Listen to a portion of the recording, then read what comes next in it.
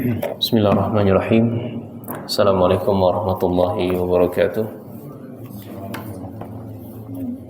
Alhamdulillahirabbil alamin. Wassalatu wassalamu ala nabiyyina Muhammad wa ala alihi washabbihi wa man tabi'ahum bi ihsanin ila yaumiddin. Fasallallahu subhanahu wa ta'ala aymunna alaina bi'ilmin nafi' wa amalin salih wa yafaqina fid din wa aftalana futuhal arifin wa yazurna al-ikhlasa fil aqwali wal a'mali. Allahumma amin.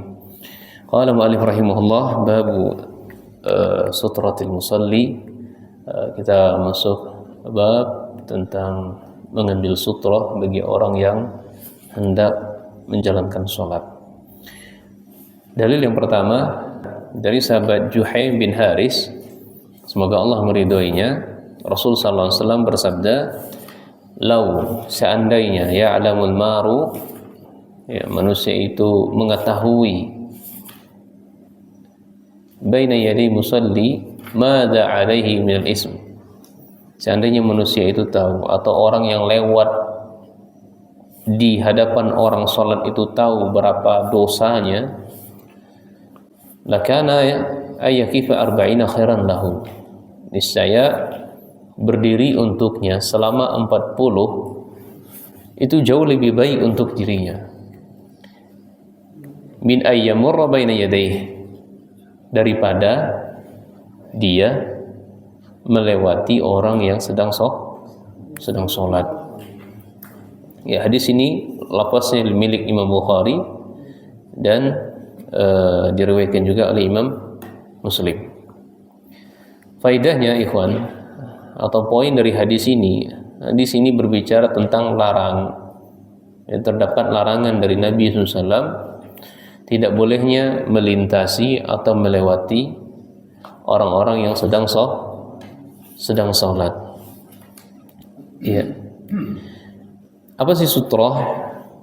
Jadi sutrah itu secara sederhana benda yang ditempatkan oleh orang yang sedang sholat berada di depan dia. Ya, itu sederhananya begitu. Benda, jadi benda apa saja. Jadi nanti ada pengecualian nanti ya, benda-benda yang tidak dibolehkan untuk dijadikan sutrah. Ya, intinya benda yang dijadikan oleh seseorang yang mau sholat ada di hadapan dirinya, sehingga tidak ada atau tidak bolehnya seseorang melewati dirinya. Ya, sehingga tidak ada seorang pun yang melewati dirinya, baik dari belakangnya atau di depannya. Nah, kalaupun orang yang lewat di depannya karena ada sutrah, maka sholatnya tidaklah menjadi rusak. Sholatnya tidaklah menjadi rusak. Itu definisi sutrah. Berdasarkan dalil di sini ada 8 dalil yang dibawakan oleh Imam Ibnu Hajar Al-Asqalani. Cukuplah dalil tersebut menunjukkan wasutratu sunnatun muakkadatun amara biha Nabi sallallahu alaihi wasallam wa fa'alaha huwa bi nafsihi. Jadi Syekh Shalih Al-Utsaimin rahimahullah, beliau berpandangan hukum sutrah itu sunnah muakkad. Ya, sunnah muakkad, sunnah yang sangat ditekankan. Ya, karena itu perintah dari Nabi sallallahu alaihi wasallam. Nabi sendiri yang melakukannya. Iya, Nabi sendiri yang melakukannya. Namun dari sebagian pendapat di kalangan para ulama lainnya, ada yang mereka beranggap sutrah itu hukumnya wajib. Iya. Dan ada yang menganggap sutrah itu hanya sebatas sunnah. Jadi ada 2 hukum di sini, berdasarkan dalil yang mereka terima. Iya. Para ulama yang menghukumi sutrah itu wajib karena beranjak dari dalil yang kita baca di atas. Iya. Dalil yang kita baca di atas. Apa ya dalilnya? Seandainya manusia, orang itu tahu dosa yang diterimanya, saking gedenya dosanya, sampai-sampai tidak disebutkan dosanya, Kadar dosanya banyak sekali. Dosanya, seandainya mereka tahu dosanya orang yang melewati sholat itu, ya, itu jauh bagi dirinya 40, ya. Dalam riwayat lain dikatakan di sini Bazzar, dan Bazzar itu arba'ina kharifa, 40 kharifah, 40 musim gugur. Ya, kharifah itu maksudnya musim gugur. Ya, musim di mana daun-daunan berguguran. Nah, jadi kebiasaan orang Arab menyebutkan tahun-tahun itu, ya, bilangan-bilangan tahun itu dengan kharifah, atau bisa juga diterjemahkan arba'ina tahun. Ya, arba'ina itu arba'ina kharifah, ini 40 tahun. Iya. 40 tahun, jangan 40 tahun. Iya. 5 menit aja nunggu orang sholat tuh udah. Iya. Nah, itu jauh lebih baik itu. Nunggu sholat 40 tahun, nunggu orang sholat itu jangan kita lewat, itu jauh lebih baik. Bapak ya enggak? Sekiranya kalau orang lewat itu gimana? Dosanya besar sekali. Makanya para ulama menghukumi sutra itu adalah wajib, dan orang yang melewati orang yang sholat itu dihukumi dosa besar. Dosa besar. Ada orang sholat di sini, kita lewat di hadapan dia, itu disebut oleh para ulama ini orang sudah melakukan dosa besar. Nah, jadi beranjak dari hadis ini, iya. Dan para ulama juga menghukumi di sunnah muakkadah, karena di situ ada perintah dari Nabi SAW. Ya, di sini juga silang pendapat para ulama ya berkaitan dengan masalah perintah ini. Kalau perintah pemasalnya adalah al-amru yufidul wujub, itu kaidah itu. Setiap perintah yang datang dari Nabi SAW itu memberikan faedah wajib.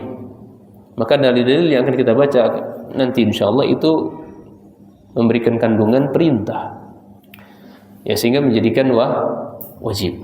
Namun para ulama lain lagi mendefinisikan atau memaknai hadis tersebut, ya, bahwasanya manakala ada qarinah lain yang menunjukkan hadis tersebut, maka tidak sampai derajatnya wajib.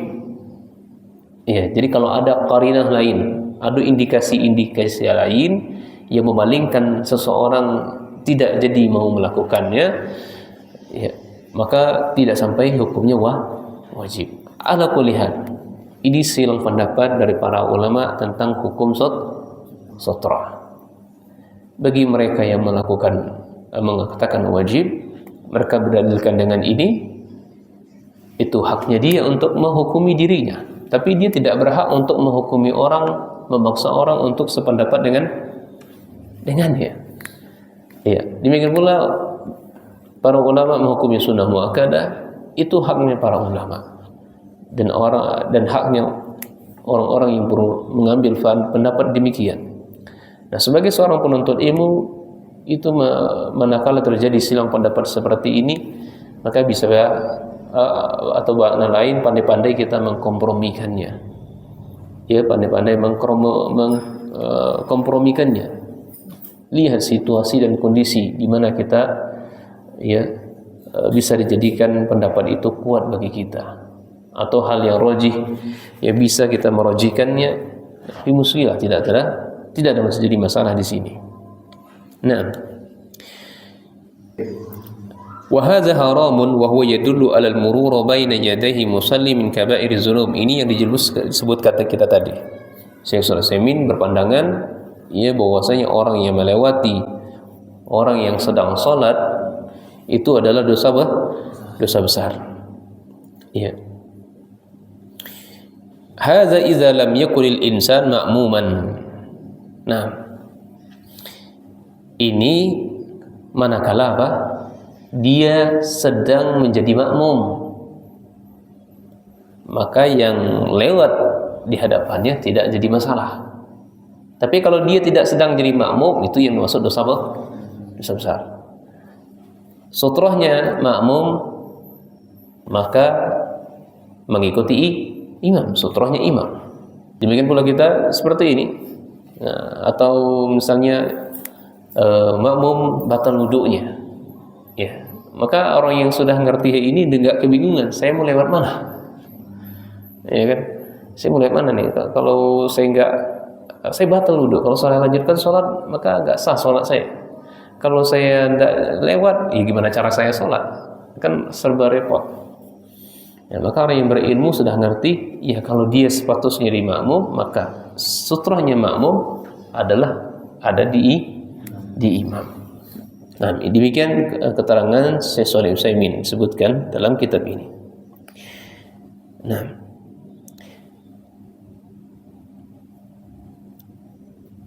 wala harajal insan yamur bana. Jadi tidak ada dosa, tidak masalah kita lewat di hadapannya. Lianna sutra imam sutratun liman khalfahu.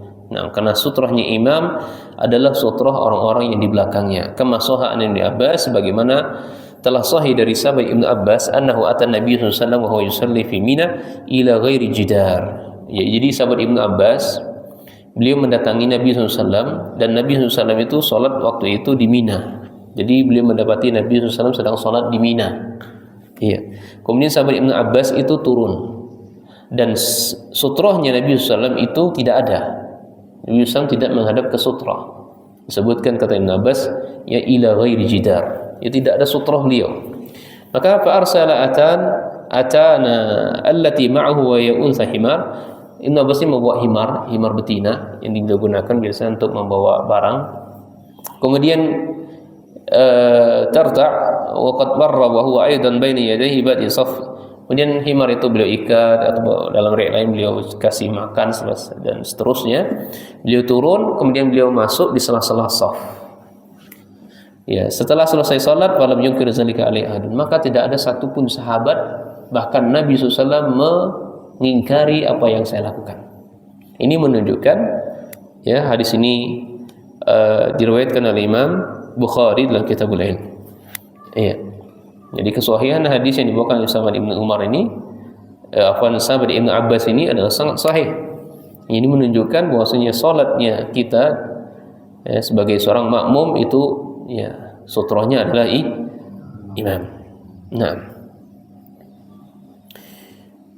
wa bihi na'rifu anna al-murur al-insan baina yadi musalli fil masjidil haram fil masjid nabawi idza kana yusallu jama'atan annahu la haraj alaihi fi wala isma alaihi lianna sutra al-imam sutratul lahum. Ini yang kita saksikan di Masjid Nabawi dan juga Masjidil Haram. Orang berlalu lalang keluar dari saf karena mereka batal wudunya atau batal salatnya. Tidak ada masalah, tidak ada dosa atas dirinya. Baik, kita lanjutkan hadis yang berikutnya, kedua. Nah, coba baca. Jadi dua hadis ini. Hadis pertama itu berbicara tentang ukuran pembatas salat, berapa ukurannya, atau ukuran sutrah itu berapa. Karena kita lihat ikhwan, ya, di sebagian masjid kita lihat sutrah itu ibarat kayak di kuburan itu apa namanya? Nisan. Nah, begitu ya. Dan Anda tidak sependapat dengan seperti ini, dan para ulama abad sekarang ini itu termasuk hal yang tidak elok dijadikan sutrah seperti itu. Nah, jadi kita akan bahas dalam hadis ini ukuran pembatas salat atau sutrah itu. Kemudian hadis yang ketiga itu adalah anak panah itu bisa dijadikan sutrah. Anak panah itu bisa dijadikan pembatas salat atau sutrah. Dari Ummul Mukminin Aisyah radhiyallahu taala anha, su'ila Rasulullah SAW, Nabi SAW itu pernah ditanya tentang ghazwatil Tabuk. Fi ghazwatil Tabuk. Ini tatkala perang Tabuk. Ya. Ini menunjukkan hadis ini istri Rasulullah SAW dan beberapa dari para sahabiyat ketika berperang dibawa oleh Rasul dan dibawa oleh para sahabat. Tujuannya buat apa? Pernah saya singgung juga. Kenapa wanita diajak perang? Salah satu dia diantaranya itu. Ya, yang satunya lainnya adalah sebagai seorang dokter atau perawat, atau yang bisa juga sebagai tukang masak. Ya, karena di perang itu berhari-hari. Laki-laki siap untuk melawan musuh, wanita, ya, mereka sibuk jihadnya di dapur, ya, masak dan merawat di tenda-tenda bagi sahabat-sahabat yang terluka. Nah, hadis ini ditanya oleh mukminin di tatkala di perang Tabuk. Tabuk itu adalah sebuah daerah, nama daerah agar mudah diingat. Itu tujuan Nabi SAW ya, menamainya dengan Tabuk. Tabuk ini jaraknya dari kota Nabi SAW itu 600 kiloan. Dari kota Nabi SAW 600 kilo. Ya, luar biasa, dari kota Madinah. Jadi markasnya ke Madinah pusatnya. Ya, coba berapa hari itu mau berperang itu.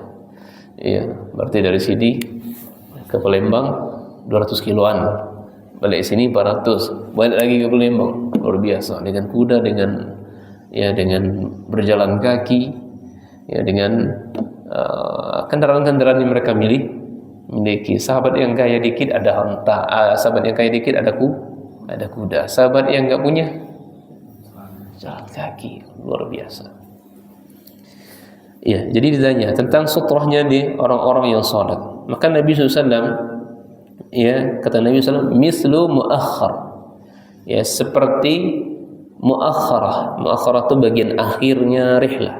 Bukan rihlah, rahli, ya. Bagian akhirnya rahl itu, ya, kalau diterjemahkan itu disebutkan oleh Syekh di sini, rahil adalah hiya khashabatul lati yaj'aluha ar-raqib khalfa dhahrihi yastanidu 'alaiha. Jadi kita lihat onta, di punuk onta itu kan ada apa namanya? Ada kayu-kayu seperti kuda lah. Kuda itu kan biar kita duduk di situ nyaman, bisa tempat kita bersandar juga segala macamnya. Apa bahasa Indonesianya? Pelana ya. Nah, intinya itu. Ya, terjemahannya kayak gimana terjemahannya? Kalau disebutkan di sini adalah ya tempat yang dijadikan oleh seseorang untuk bersandar di atas onta begitu, di atas kendaraannya. Nah, jadi ukuran untuk sutra itu ya itu adalah 35 atau 45 cm. Nah, atau seukuran apa tadi? Onta tadi Pak? Pelana ya. Pelana onta tadi. Nah.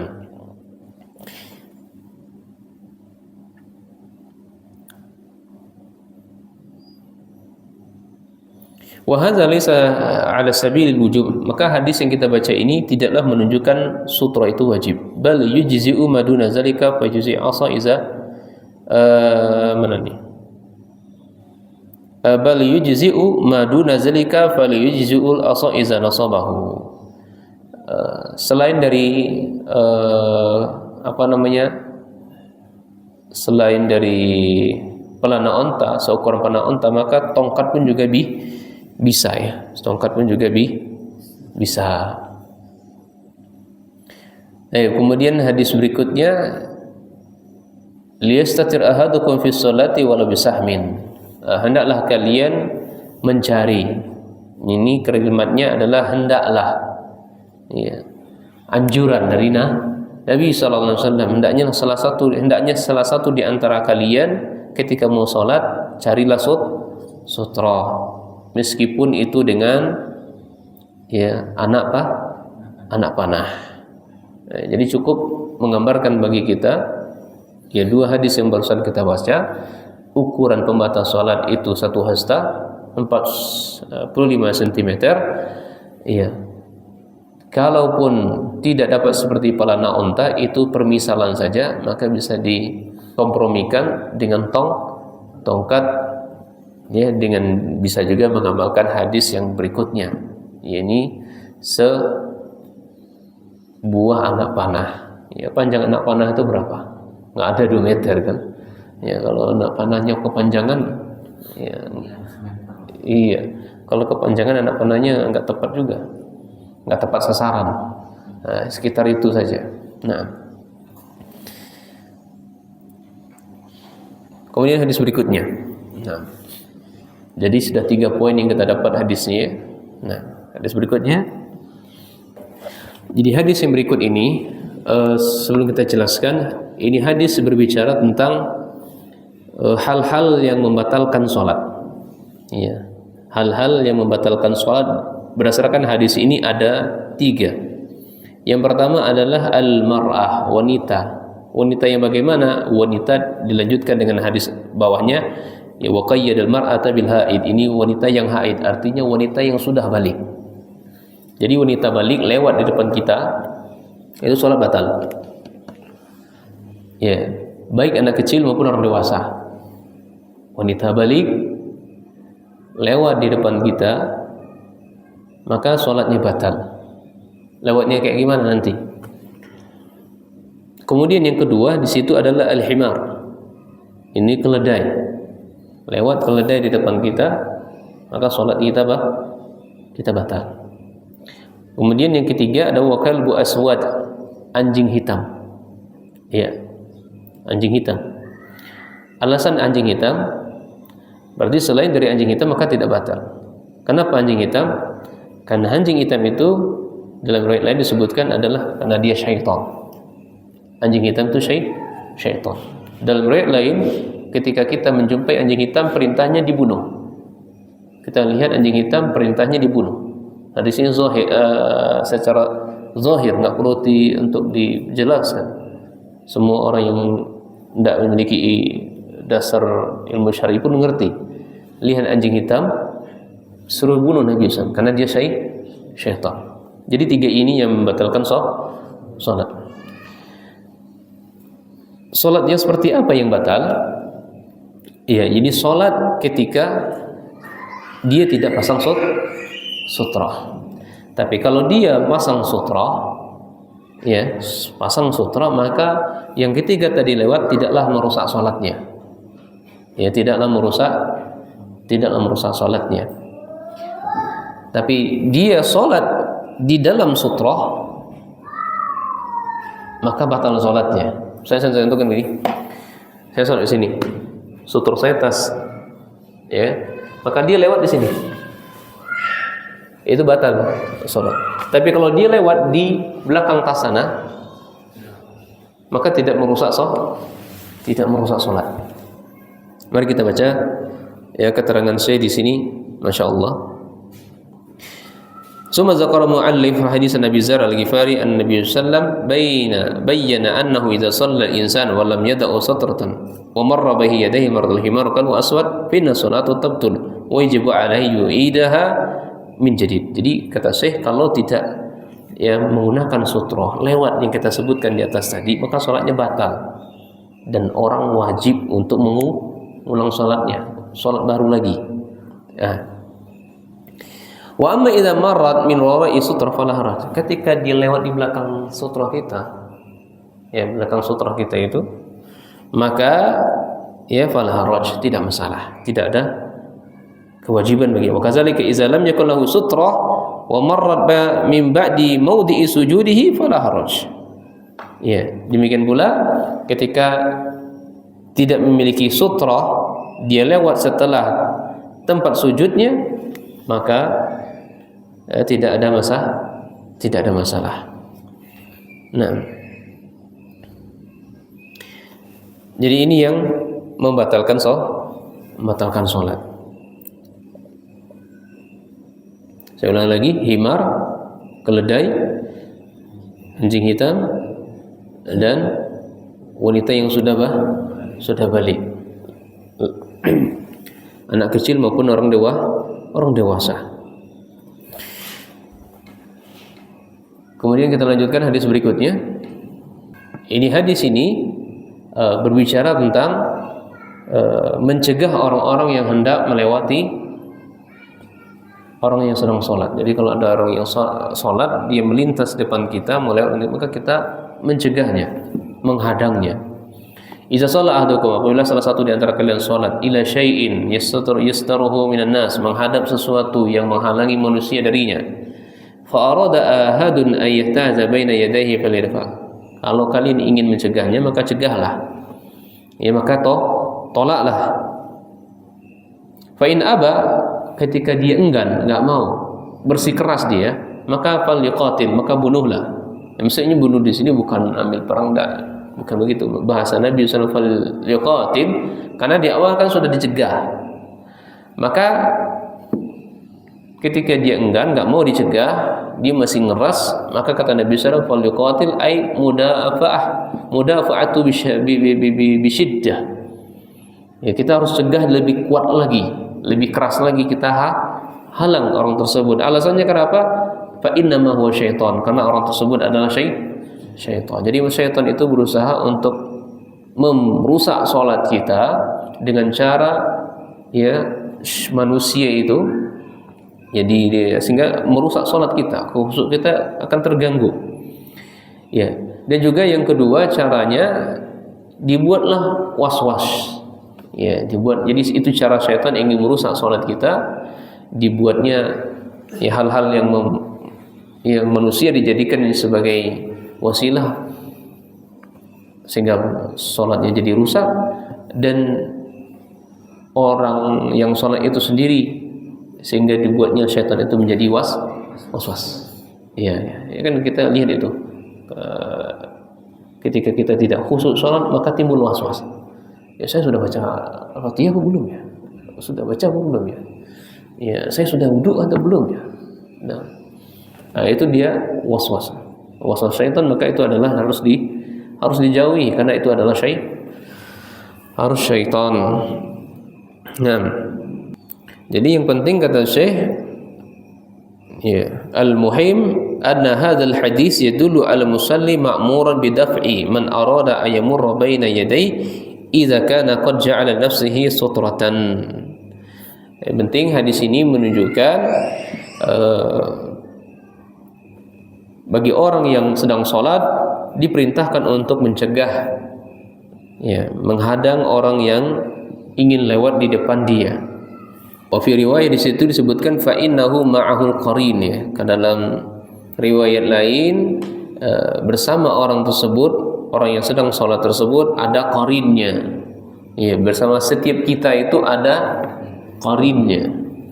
Nah, siapapun dia, setiap kita itu ada qarinnya. Baik, kita lanjutkan hadis berikutnya. Ini hadis yang kita baca ini Anda sudah pelajari.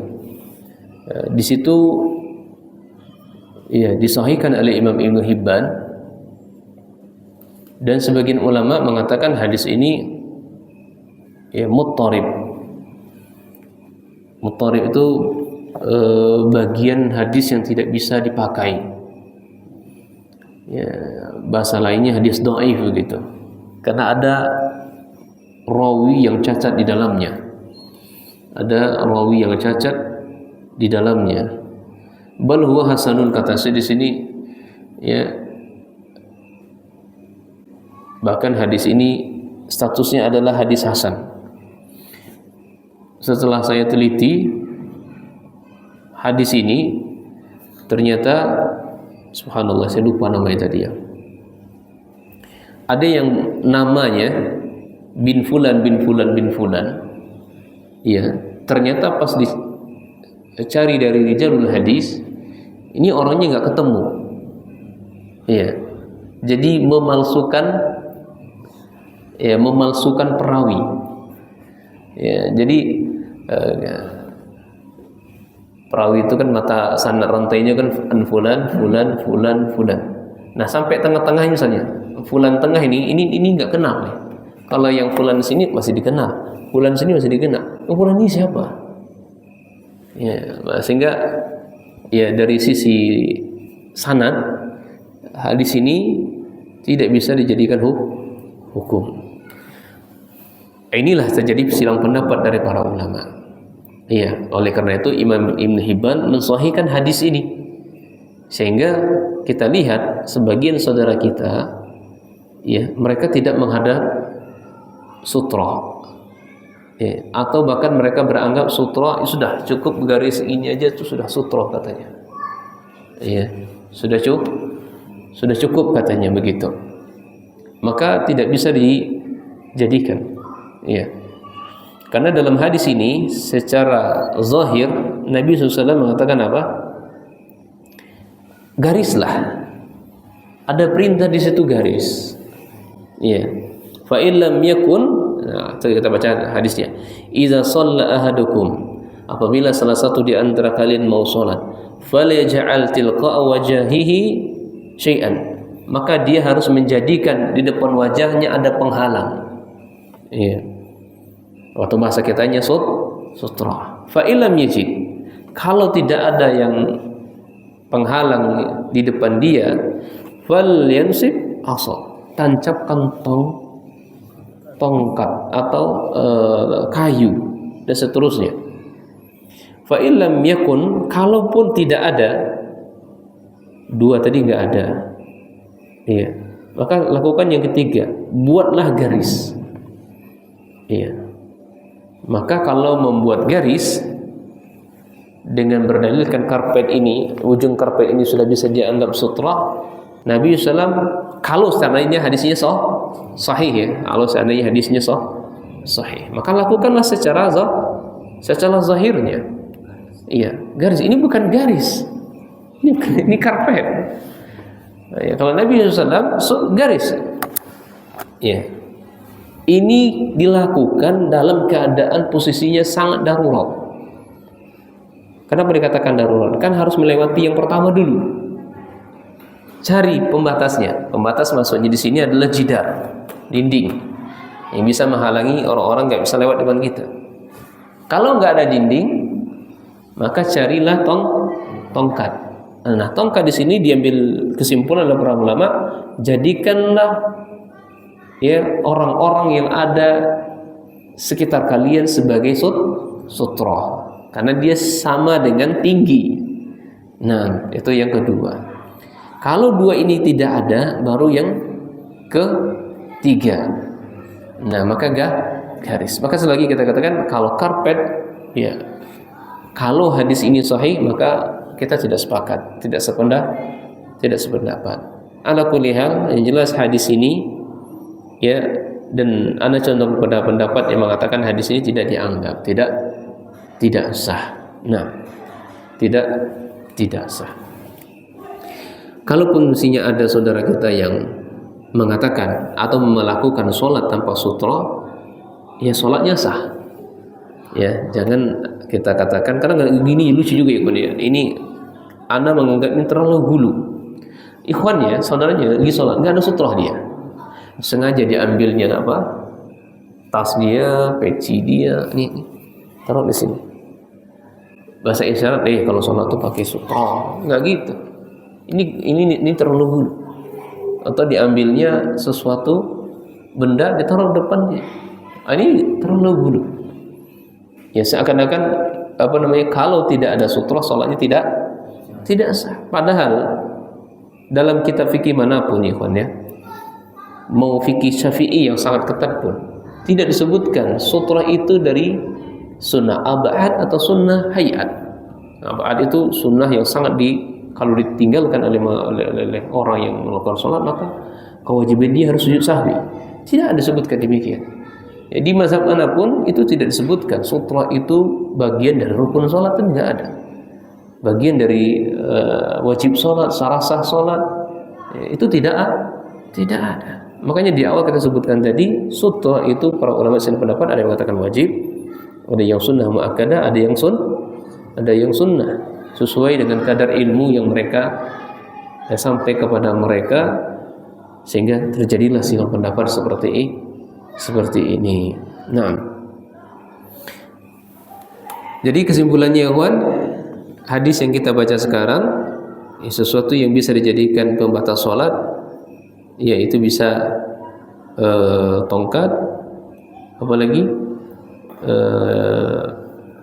anak panah, kemudian kayu atau tongkat dan seterusnya, atau apalagi jidar, dinding, dan manusia.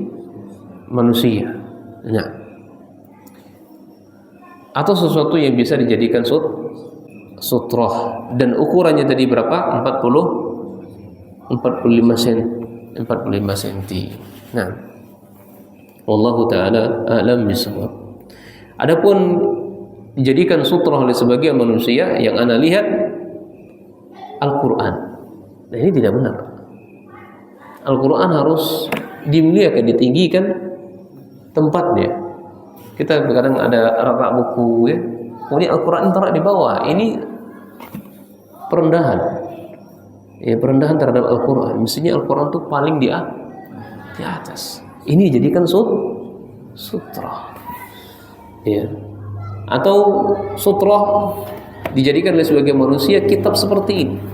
Karena nggak ada lihat sutra saking hulunya, jadikan kitab seperti ini di depan dia. Ini sebagai sutra. Subhanallah. Tidak boleh. Ya.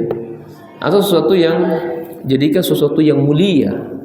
Ya, sesuatu yang mulia oleh manusia seperti ini urufnya di Indonesia, ini adalah sesuatu yang mulia. Jadikan sutra, maka sesuatu yang tidak elok. Ya, sesuatu yang tidak elok. Nah, kemudian hadis berikutnya, hadis terakhir sudah maghrib, sudah isya ya. Hadis berikutnya an Abi Sa'id Al-Khudri radhiyallahu ta'ala anhu qala Rasul sallallahu alaihi wasallam la yaqta'u sholata syai', ya, tidak ada yang memutus sesuatu apapun dari salat kita. Fadra'u masata'tum, maka cegahlah ya semampu kalian. Akhrajahu Abu Dawud, akan tetapi hadis ini sanadnya juga dhaif. Ya. Kesimpulannya di sini ya, anjuran mencegah hal-hal yang dapat membatalkan salat. Wallahu taala a'lam bisawab. Demikian saja pembahasannya masalah sutra ini, ya masih panjang. Ya, apa hukumnya sajadah dijadikan sutra sudah kita jawab juga. Ya, boleh atau tidak. Kemudian bagaimana juga hukumnya misalnya kita sebagai masbuk, ya makmum masbuk, sutra kita ngikutnya mana? Apakah perlu kita harus mendekat ke sutra atau tetap diam saja? Sini sidang pendapat para ulama. Pendapat yang paling rajih yang diikuti adalah tidak perlu berbuat apa-apa. Ya, kadang subhanallah gulu sekali dia masbuk. Ya, dia masbuk, dia sholatnya paling belakang situ. Karena yang lain sudah selesai, dia akhirnya jalan sampai keluar. Ini gulu, batal sholatnya, tidak sah sholatnya. Ya, tidak sah sholatnya. Nah, karena disebutkan ya dengan dalil yang banyak, orang-orang yang bergerak dalam sholatnya tanpa ada kebutuhan yang begitu mendesak, ya, maka sholatnya batal. Berjalan ke situ itu bukan kebutuhan mendesak. Kebutuhan mendesak itu manakala rukun ditinggalkan, itu kebutuhan mendesak. Ya. Dan dia bukan rukun dari sholat. Apa yang mendesak maju ke depan untuk mendekati ke?